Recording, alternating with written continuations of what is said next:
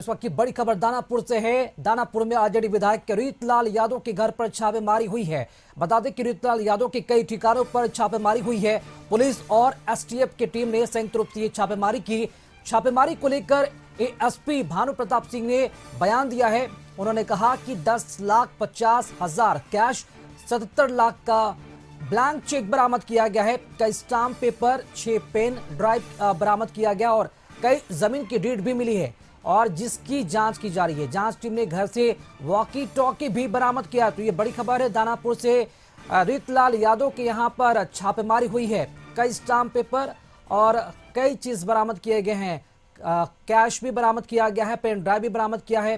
Ritlal Yadav, police और STF की team ने संयुक्त रूप से ये छापेमारी की है रीतलाल यादव के ठिकाने पर। बहुत सारे उसमें गंभीर आरोप लगे हैं और संगठित अपराध को बढ़ावा दिया जाता है। उसी के आलोक में हम लोगों ने उनके और उनके जो सहयोगी हैं, उनके जितने संभावित ठिकाने थे, उन पर हम लोगों ने आज छापेमारी की थी। उसी क्रम में हम लोगों ने जो छापेमारी में जो चीज़ें सीज की हैं, उसमें 10.5 लाख रुपए के आसपास हमने कैश को रिकवर किया है और इसके अलावा 77.5 लाख के हम लोगों ने ब्लैंक चेक रिकवर किए हैं और इसके अलावा 6 ब्लैंक चेक ऐसे हैं जो संदिग्ध स्थिति की तरफ साफ इशारा करते हैं। इसके अलावा 14 डीड और एग्रीमेंट हैं मांगी जाती है।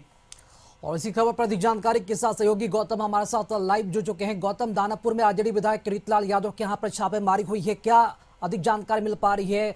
कुछ कैश भी बरामद किए गए हैं, क्या पुलिस ने कुछ खुलासा किया है?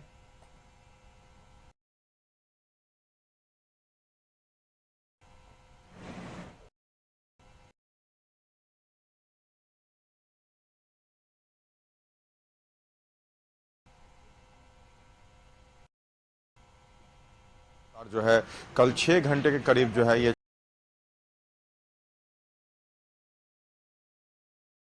इसके लिए जो है उन्होंने खगौल थाना में जो है अपना आवेदन दिया था, जिसपे एफआईआर होकर जो है इस पूरे मामले पर जो है पुलिस ने बड़ी कार्रवाई करते हुए कल कोर्ट से सर्च वारंट लेकर जो है कल उनके आवास पर जो है छापेमारी की थी। मगर एक ये चीज़ रही कि पुलिस की इस छापेमारी की सूचना जो है पहले ही विधायक रीतलाल यादव को मिल गई थी और रीतलाल यादव जो है वहाँ पर मौजूद नहीं मिले। हालांकि अगर वो मौजूद होते तो उनकी कल गिरफ्तारी भी हो जाती, क्योंकि उनके ऊपर जो आरोप लगे हुए थे उस आरोप के बाद जो है उनकी गिरफ्तारी हो जाती और कई ऐसे पहले से भी संदिग्ध मामले रीतलाल के ऊपर चल रहे हैं और इस पूरे मामले में रंगदारी का मामला बनता है तो गिरफ्तारी हो सकती है। मगर रीतलाल यादव पहले ही जो है वहां से निकल गए थे। और देखिए, एक चीज ये भी था कि रीतलाल यादव के घर पे जब छापेमारी हुई थी, पुलिस को इनपुट्स जो था उस इनपुट्स के अनुसार AK-47 उनके आवास पर होने की जो है सूत्रों के जानकारी से जो है पुलिस को जो है ये जानकारी थी। और इसी के लिए जिस तरह से पुलिस की कल छापेमारी की गई, उस पुलिस के छापेमारी में अतिरिक्त पुलिस फोर्स BMP के जवानों को ले जाया गया, फुलवाड़ी लोकेशन दिया गया था उन्हें कि वहां पर पहुंचे और पुलिस को ये तक नहीं जानकारी थी कि कहाँ उन्हें जाना है। पूरे इस टीम को कोऑर्डिनेट करने वाले पटना के सीनियर एसपी, दानापुर के एएसपी, सिटी एसपी, ये तमाम लोग जो हैं उनकी तरफ से ये मामला लीक ना हो, क्योंकि छापेमारी बहुत ही बड़े स्तर पर की गई थी। क्योंकि 500 से अधिक पुलिस के जवान 12:30 बजे रीतलाल यादव के घर पर पहुंच गए थे और पूरे घर को घेर कर पूरे बिहार पटना में जो है 11 ठिकानों पर छापेमारी की गई थी। मगर पटना का जो उनका कोतवा जो है ये जो जहां पर खगौल में उनका घर है, वहां पर ये पुलिस की सबसे ज्यादा इंपॉर्टेंट छापेमारी थी, क्योंकि वहां पर उन्हें बहुत ही ज्यादा पुख्ता सबूत मिलने के जो है वो और जो कहा जाता कि जो हथियार की जो बात हो रही थी, उठ रही थी, वो मिलने की संभावना थी। मगर जिस तरह से कल मामला जो लीक होने की बात आई कि जब पुलिस वारंट लेने के लिए पहुंची थी कोर्ट, 3 घंटे का करीब जो समय लगा था, उसी बीच ये मामला जो है लीक हो गया कि रीतलाल यादव के घर सर्च वारंट के लिए पुलिस जा रही है। और इस पूरे जानकारी के बाद जो पुलिस के सूत्रों के अनुसार जानकारी मिल रही है कि इसके बाद रीतलाल यादव वहां से भी चले गए और जो एविडेंस मिलने वाले थे वो नहीं मिल पाए। हालांकि देखिए, जो पैसे मिले हैं, चेक्स, ब्लैंक चेक्स मिले हैं, जो पेन ड्राइव्स मिले, उन तमाम चीजों की छानबीन की जा रही है और जो बैंक अकाउंट्स मिले हैं, जमीन के डीड्स मिले हैं, इन चीजों को लेकर पुलिस अब आर्थिक अपराध इकाई से, यानी टेक्निकल रूप से जो पैसों से जुड़े हुए, लेन देन से जुड़े हुए जो मामलों को सर्च करके आर्थिक अपराध इकाई की विशेष टीम से इसकी जांच कराएगी, ताकि वित्तीय अनियमितता का भी अगर मामला बनता है तो वो भी एक अपराध है। तो इन तमाम चीजों को लेकर जो है रीतलाल यादव की मुश्किलें बढ़ सकती है। रीतलाल यादव ने इन चीजों को लेकर जो है अपना एक सोशल मीडिया हैंडल से जो है अपना एक पोस्ट किया है कि बेवजह चुनाव के समय मेरी छवि को धूमिल करने की कोशिश की जा रही है और बिना सर्च वारंट के पुलिस ने ये छापेमारी की है।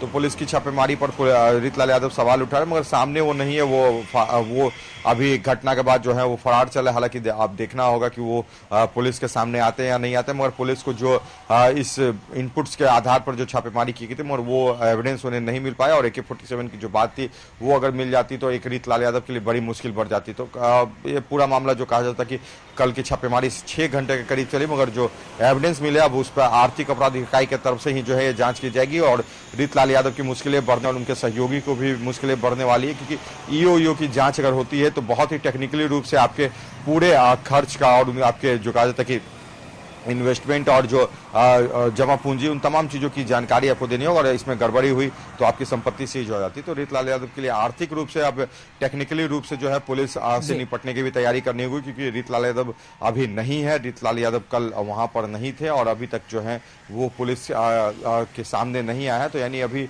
पुलिस की इनपुट्स के आधार पर जो छापेमारी की गई उसमें वैसा हथियार से जुड़ा हुआ जो विषय था वो साबित नहीं हुआ, मगर आर्थिक अपराध इकाई अब इस मामले की जांच करेगी तो कुछ और इनपुट्स निकल सकते, कुछ और भी जो है मामले सामने आ सकते हैं। वो छापेमारी और उसके बाद रीतलाल यादव का फरार हो जाना कई संदिग्ध सवाल भी खड़े करते हैं। ऐसे में बड़ा सवाल ये भी है कि अगर रीतलाल यादव अगर निर्दोष हैं तो फरार क्यों हो गए, उन्हें सामना करना होगा इन सब चीजों का। और ये भी देखना होगा कि जब रीतलाल यादव सामने आते हैं तो और क्या कुछ मामले का खुलासा हो पाता है। बहुत शुक्रिया खबर पर जानकारी देने के लिए आपका।